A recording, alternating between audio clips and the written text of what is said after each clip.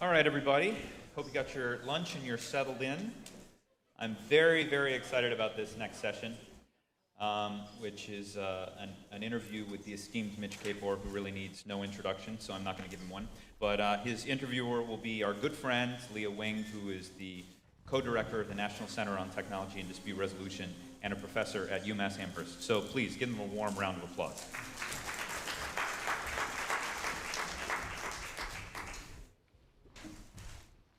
Can you hear us? Yes? Great.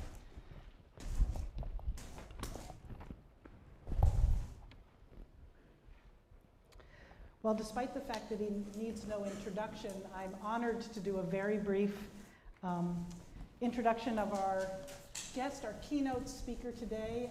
And I love the format. It's going to be more conversational, but it's really an opportunity for us to hear his insights and his wisdoms and his suggestions for the fields that have gathered in the room. Mitch Kapor has been a pioneer for over 30 years in the infotech field, an entrepreneur, an investor, a software designer. I know you've heard his name. Affiliated as a founder of Lotus Development Corporation, of Lotus 123. He co-founded the very vital, even to this day, Electronic Frontier Foundation. He's the founding chair of Mozilla. He founded the first successful virtual world, Second Life. Many, many other organizations had his name, his fingerprints, and his vision attached to that. More recently, he and his wife, Frida Kapor Klein, are co-chairs of the Kapor Center for Social Impact, and he serves on the board of an institute that she developed called the Level Playing Field Institute. And I think we'll be hearing a little bit more about some of the values and visions connected to those organizations soon.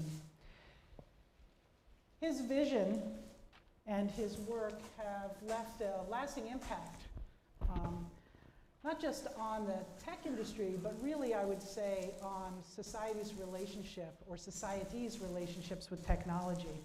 And we're very honored to have him be the first speaker, the keynote for today, as we explore together the best practices for preventing and resolving disputes in the collaborative economy.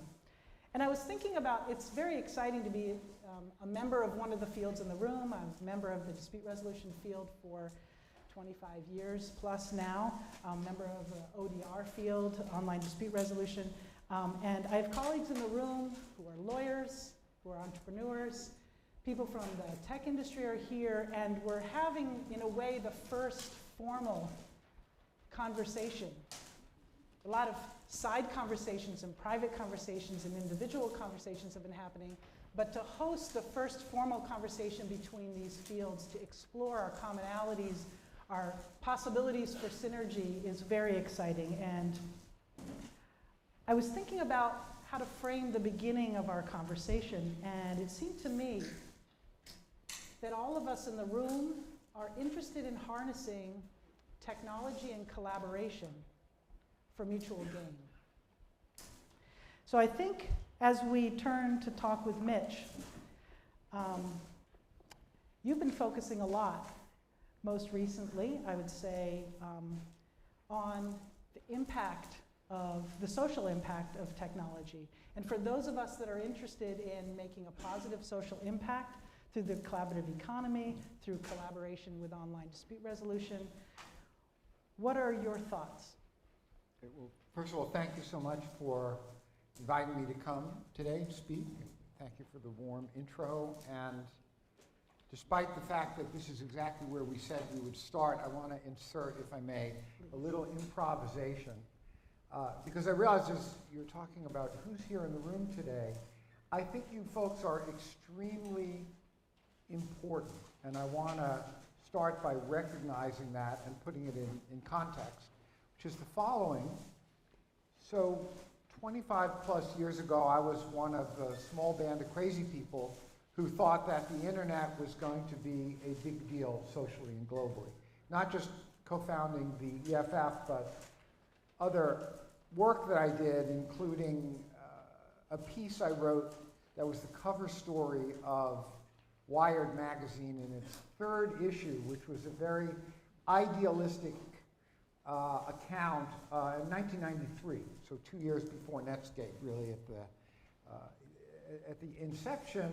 And it was a kind of Jeffersonian view of cyberspace, that the great decentralization, the lack of authority was going to unleash human creativity, and it would be an empowering medium, and all sorts of wonderful things would happen, and I became known for that. And as we've seen, while an almost uncountable number of good things have resulted, and at least equally large number of bad things are also happening as we speak, that the internet is a gigantic amplifier of every single human tendency. So the thing that we back then were unaware of at the time is that every bad thing that people have ever done, every bad kind of thought and action, has its counterpart in cyberspace, and there are people who are doing it, and they're stealing and defaming and inventing new ways of taking advantage of people. And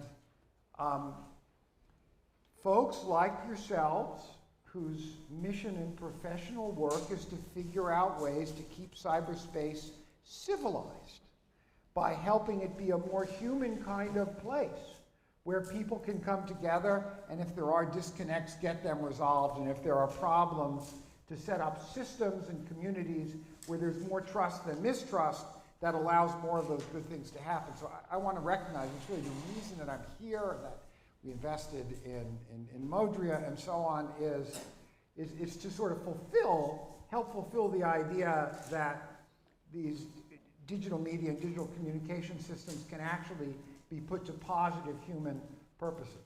We've not won that battle, but we're all in that together. And in that context, now to get to your opening, the work that Frida and I have been doing of late is focused on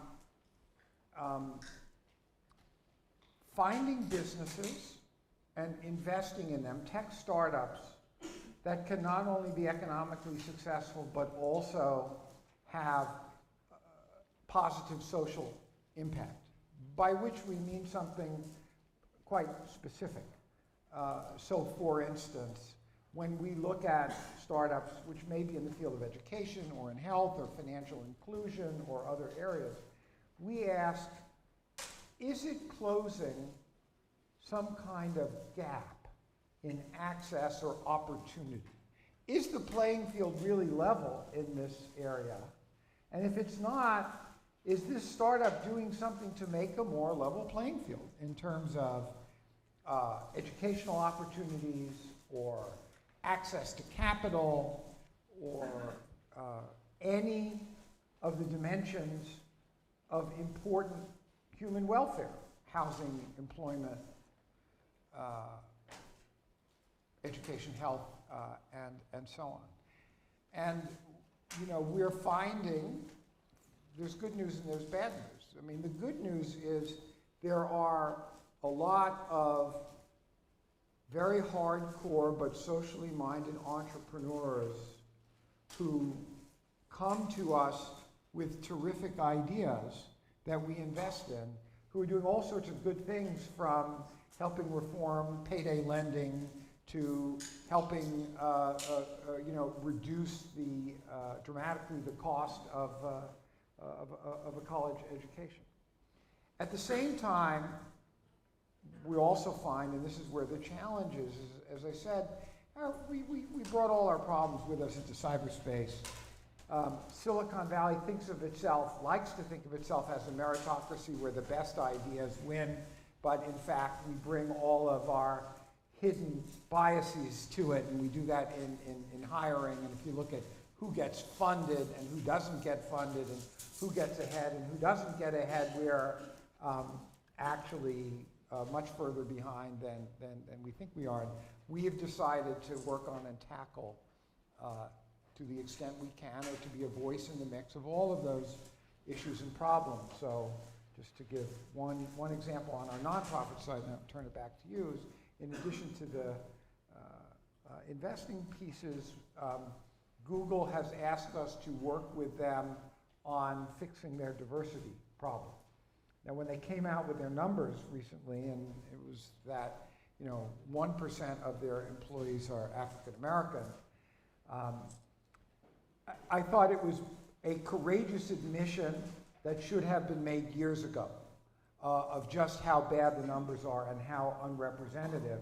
But Google gets credit for being the first of the new wave of big companies to do that, and they've now been followed by LinkedIn and Yahoo, and I guarantee Facebook and Twitter and others will follow. And that kind of transparency, first of all, is a good baseline because it tells us where we stand. This is on the issue of, on the issue of employment. And with that kind of honesty, then it begins to be possible to look at what are strategies for change. How can hiring change? How can the internal culture change? How can we build the pipeline? And so we spend, of candidates, a lot of time also on projects like that. So that's just by way of introduction, sort of the world that we're living in. And I'm going to let you guide the conversation to be relevant to the folks here in the room. So one of the things I want to open up for us to talk more about is why talk about access? Why talk about diversity? If people are interested, and so many are, in collaborative economy, the incredible, ingenious inventions are being made, and we're crowdsourcing all sorts of things. We have many, many ideas floating around. We have incredible dispute resolution mechanisms that are being developed and utilized online, or technology that's being used face-to-face as well. And there's so much that is working well. Why is access and diversity something that you want to focus on? I think I'd probably answer that in a couple of ways. I don't think the issues of access and diversity go away just because we have the collaborative economy. And so let me take a subject about which I know nothing, which is Airbnb, but it's a huge collaborative economy. And a set of questions immediately occurs to me, like, are the experiences of people of color, underrepresented Latinos and African Americans, who are Airbnb customers, not hosts, but guests, how are their experiences? Better or worse than in public accommodations in general? And I have a completely open mind about that. I don't know what the data says. If data isn't collected, either anecdotal or formally, that would be very interesting. We know by analogy, something I do know a little bit about, and again, I believe in transparency. We were one of the first investors in Uber. I do not always agree with Uber management. We can get into that about a bunch of things. But if you're an African American male of about my age and professional and wearing a jacket, you still can't get picked up by a taxi in many major cities. That is the state of things. They'll just cruise right past you. But you can get an Uber. And my colleagues say, I love Uber for that reason, because it increases my access. So I think it's a fair question. That's why I mentioned Airbnb and other things is, well, how's the access working? Which ways is it better? Which ways is it worse? Are there problems? Do the companies who are the providers of these services, what's their level of responsibility? Because they all, they have independent contractors. They're not employees who are actually on the supply side in the market. And I've observed that in some cases, let me call it the operator, the attitudes vary. Sometimes it's, well, we just let that stuff happen and it sorts itself out, versus we have certain standards for our providers because we want to see that this thing operates in an orderly kind of way. I think it's a terribly interesting question. What strategies for managing these collaborative economies seem to be working? So we're in a new era. Lots of great, interesting questions, and we know that access is always an issue. So how could it not be an issue? So again, speaking to a room of problem solvers, innovators around problem solving. How do we bring a social justice lens to the table best around solving problems? Especially as we're gathered today to focus on the collaborative economy. Yeah. So I did not come to this as a social justice person. Now, Frida, my wife, was cutting high school, back when she was in high school, quite a while ago, in order to picket for the farm workers.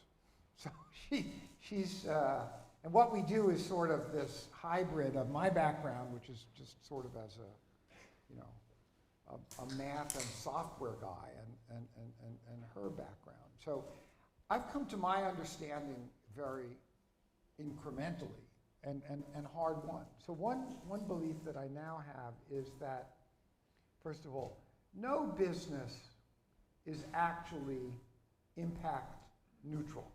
I mean, it's like trying to balance a mattress on a screwdriver. It just, it doesn't work like that. It flops one way or it, flops another, which is to say, if you look at the impact of a business on all of its various constituencies and stakeholders, its customers, its employees, the communities that it's in, its shareholders, and you try to assess the impacts across a variety of dimensions, whether it's environmental or social, and then different sub-dimensions of social, if you really take care to go do that, you find out that there are impacts that are positive and impacts that are negative. And I think the first thing is to say that an appropriate standard for business ought to be to consider those impacts in the running of the business. And we've seen some regulatory reform to allow people to start social benefit corporations, to actually make it legal to think about things besides making money for shareholders. And I think there's an opportunity to move the norms in business away from the Darwinian. And I think we have to put social justice considerations inside the tent, not outside the tent. And our work, isn't going to be done until that happens. And then once it's legitimate to talk about the impacts of the business, which by and large it still isn't. I mean, this is a struggle in which we are in the early days. Then I think it gives rise to all sorts of opportunities to consider those things. And so, for instance, when I think about Uber, I should say I'm not on the board. I have no ability to influence Uber other than putting something in my Twitter feed. No, I know a couple of the directors. That's not quite. But, I think about its impacts from a social justice perspective. And there are a whole lot of things that I really like, and Uber isn't exactly it's kind of in the sharing economy, but it's not Lyft. I mean, it's maybe with UberX, I don't know which way people classify it, whether it's inside the tent or half inside the tent or outside. But it's certainly bringing together supply and demand in a very different kind of architecture that is collaborative.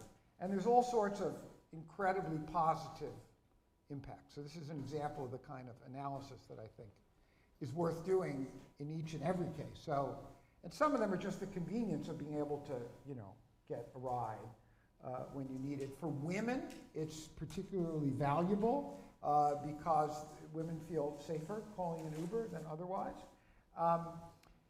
It's actually very good for the environment.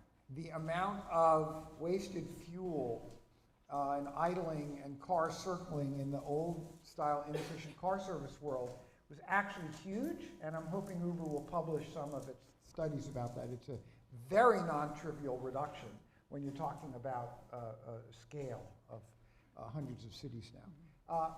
And they published an interesting thing.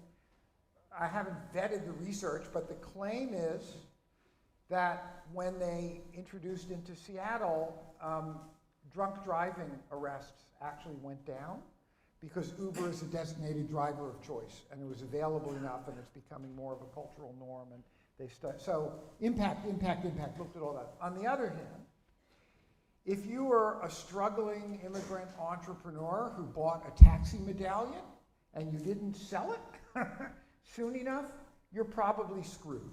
And, you know, so that's an impact on the other side of the ledger. And there are, you know, other negative impacts as well. And I think the standard, if I were on the board of an Uber, I would want to see that the discussion about how this business is changing the world for better and for worse, and within the context of being a profit-making business, what were we going to be doing about that? That's ought to be what we ought to be shooting for. And people who work on the inside in community management and in trust and safety, and who are sort of charged with a part of the business that, you know, deals most centrally with this, I think become a very potent voice to operate within the system to try to reach those kinds of goals. And I understand that's very challenging. Cover story of Business Week was about the safety whistleblower who called the shot on the problem with the ignition switches and was hounded out of the company and sued GM, and that, you know, I can't independently evaluate that's, you know, whether to the extent to which I completely believe that story, but that story is painted that the culture of GM was designed for them not to take care of their problems, and it killed people. And if you spoke up, you got in trouble. That kind of goes to the next question I was thinking we could explore, which would be this idea there seems, as organizations think about the possibility of placing social justice or access or diversity as a front and center agenda item and decision-making tool, it seems like there's a bit of tension between the perspective of this is good for the bottom line, or is this good for the bottom line, or this is a moral issue. And I wondered what your approach to that is. Well, that's definitely the dominant paradigm in business, and that's really ultimately what the struggle will be about a reframing that says that framing, that moral considerations are external to and secondary to business, ought to be one ultimately where we have a broader social norm that says that's not acceptable. I mean, and societies do change around that. There are things, having grown up in the 60s, I can tell you that there are attitudes that you used to be able to hold in public that you can't really hold in public without getting in trouble anymore, about racism and other forms of exclusion. That doesn't mean we've solved the problems of racism. They've taken a different form, but I think it's hard to argue that certain kinds of progress absolutely have been made. So in the main, to your question, there's broad work to do overall. Now, what does that mean for an individual? Well, it means a variety of things. It means pick who you choose to work for. Because not all businesses are the same. Not all businesses in the collaborative economy are the same. Some have a kind of more integrative view of what their mission is about. It has to do with who the founders are and so on, and some less so. Pick your battles about internally, if you're working somewhere, what you think can be changed. Don't try to take on, you know, impossible tilting at windmills, even if those need to be dealt with, because you always want to be set up to succeed, pragmatically.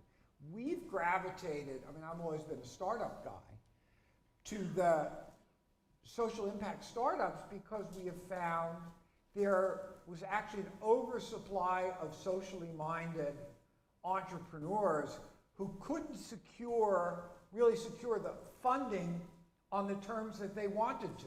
They were securing funding, but at the price of squelching themselves. So there was a kind of latent demand in the market. And oftentimes when people start these interesting new things in the collaborative economy, you find out that there's latent demand for things. There's actually more demand for good private urban transportation than people thought. It's just that the existing system was so fraught with issues and problems. So this is another way of looking at it, which is where are there opportunities to join together the economic and the social that have been overlooked, and where does technology enable that it hasn't before? And then there's an opportunity to innovate and to take risks. And that exists, interestingly, in virtually every sector of the economy. Well, I was thinking about that, and for those of us who are interested in dispute systems design, as we step back and look at new ways of doing that or integrating that with technology and looking at online dispute resolution design or the flexibility of using technology on and offline, it seems that we have an opportunity to look at who's the we at the table in defining what problems need to be solved, what systems help to structurally determine what problems come to our door. And the folks who have already presented this morning have raised some fabulous questions, but also provided a lot of data about how when problems are named and resolved quickly, it builds customer satisfaction, it builds trust. And so I'm thinking, how do we relate that to exactly what you've just said, considering who the we is that's at the table around design, not only, and about naming what the problems are. And I was looking at the Kapor Center for Social Impact website, which I commend to you, and it has a wonderful clip.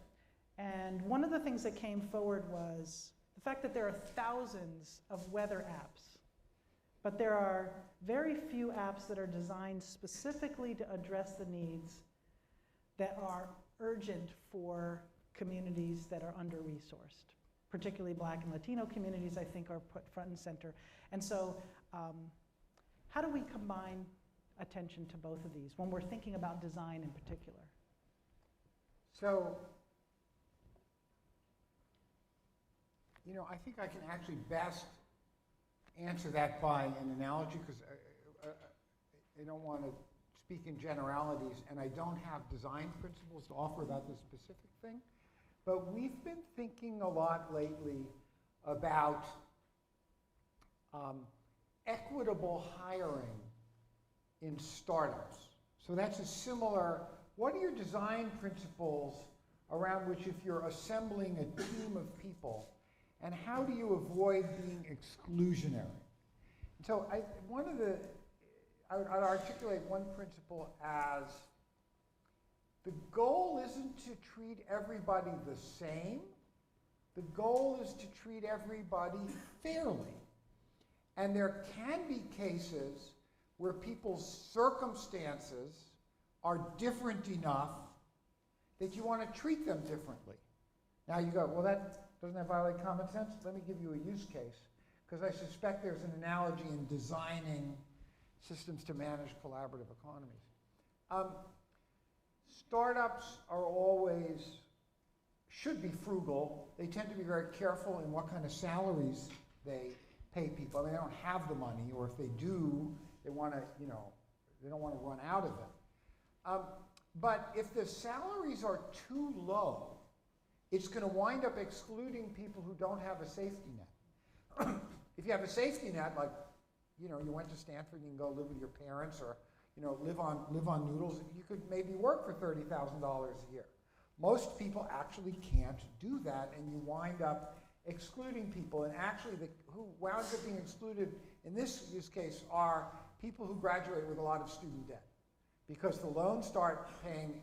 And so why not have a program that says, if you come in with a lot of student debt, that's a particular benefit we'll give you to help repay that.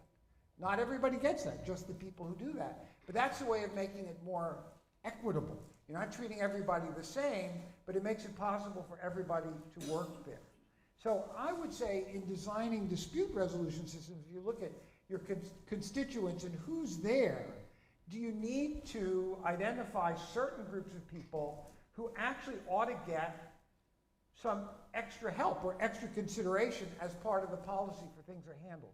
I can't tell you if this is a good idea or a bad idea, but I think it's worth thinking about, because I've become convinced once you get this style of thinking into your head, you don't have to treat everybody the same. You want to treat everybody fairly. So principles have to have legitimacy, you have to be able to explain it, all of that. I think it's the same thing in general in the broader. And I said, we're so terrible in Silicon Valley and the entrepreneurs about thinking about this kind of stuff. I mean, really just I'm not sure what to do about that, but we have to get better at it. So I'm aware of the time and that I'm not the only one here who wants to ask Mitch questions. So I thought I would just maybe give you an opportunity to close what you want to share, and then we can take questions from the floor. So I guess I would just say, as someone who's for decades now often been able to see over the mountaintop, what thoughts do you want to leave us with? And in particular, if we stay with this idea of asymmetry, Yeah. maybe there are thoughts about what's coming that you can state for whom you're speaking. Well, I did have the thought that the algorithms are just getting better and better in big data that can sort of match supply and demand and, intuit what people's preferences are. And we're just at the beginning of that. I think the better the algorithms get, the better we're going to have to get it. We're going to have to become, as people, to do the kinds of things that algorithms can never do. In other words, to use creativity, judgment, and empathy to tackle the fundamental and most difficult problems of living together in society. So the stakes keep going up, and I think the tendency in Silicon Valley is to think the algorithms are going to solve all of our problems. My view now is all those algorithms are actually going to make the highs higher and the lows lower, and it's folks like us that have to be the ones in the middle to be the glue that really holds everything together. Before we take questions, can we just thank him, please?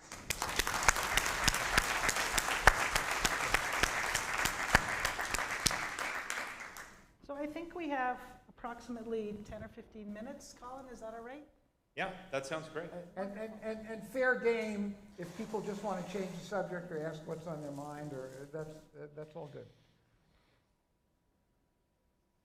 Okay. Does anybody have a question for Mitch? Chitu's on the other side with a mic too, so I'm not only favoring the right side of the auditorium. Okay, Chris. Thanks. That was really fascinating. Chris Peters at MIT. Mitch, I had a question for you. You were talking a lot about the companies that provide these services in ways that historically had underserved people of particular backgrounds. You gave the example of Uber making it possible for African Americans to hail a cab as one thing that's often cited and truly notable. How do you think about the labor side of the equation with these sorts of companies? Is that part of the social consideration that these types of companies should properly take into account when they think about what they ought to be doing as socially minded companies? Yeah, absolutely. And when we actually look at companies that come and pitch us with investments that are in this space, we kind of ask if they're using independent contractors to provide some kind of service. One of the questions is, well, is there some sort of a ladder? Can people get better at this? Can they get paid more? Is there advancement? Or are they just interchangeable parts to be thrown out? Because we think the more progressive view is the former, and thinking about designing. So we are investors in a company called MobileWorks that has a product called Lead Genius that uses it uses a distributed workforce of contractors in the generating sales leads. And they've put a lot of thought into how people can progress through that and start out at one set of tasks and graduate to a higher and make more money and kind of. So, yeah, that, and also thinking about the fact that business has traditionally also provided a social value. It's a place to see other people and have relationships. And if you're an atomized individual contractor, you don't have that. I actually think that it's in the operator's interest to think about adding some of that back in some new kind of virtual online way. It's in their own interest because there'll be more social cohesion and more sustainability, and it's also better for the people. So I think the labor side is very important, and I don't think we've sorted out how that really ought to work. We're still in the early innings.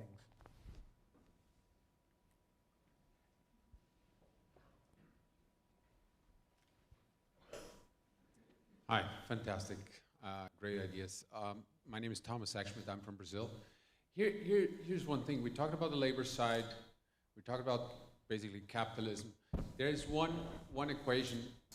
Large companies are using creativity to skip taxes. And the larger the company is, the less tax they pay. Even Google is going to that direction and other ones. So now collaborative economy is doing the same thing, there's no taxes. So how is the public service going to be provided by governments if that's no longer there? And then that's going to kill everybody in between if you're not large and if you're not creative. So when you say that collaborative economy, not paying taxes, is you talking about Airbnb and hotel tax? For example, Airbnb is... I'm not getting not to single them out. Look, I think in a number of cases, ultimately, there will be taxes collected. It took 15 years, but even Amazon, with all of its billions, wound up compromising, settling, because it understood it needed to pay sales tax. So I don't believe that because you're in the collaborative economy, you get a free pass from taxation. The issue is more how can we get there sooner rather than later? And all regulation is it's kind of a two-edged sword, because there's a lot of it that is burdensome and difficult, and there's a lot of it that keeps even worse things from happening. And I think part of the problem is just the immaturity of a lot of the valley around this, the literal immaturity. Like, I don't know how many of you saw this, because it's a San Francisco thing, but there was a company called, had a Monkey Parking, that was letting you sell your public parking space. So if you were in a parking spot in a crowded area, you could somehow indicate that online, and if somebody else were nearby, you could convey the space to them, and you would pocket the $10, and they would take your space, and the city attorney sent them a cease and desist. So, I mean, really?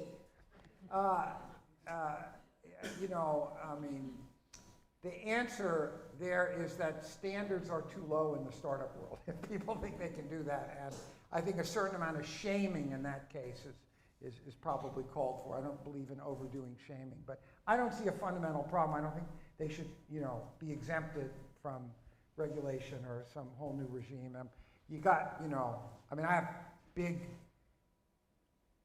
the moral dilemma for me is that there are members of my community that, are the ones who are buying offshore oil rigs and are setting up new countries. And I'm going, really, dude?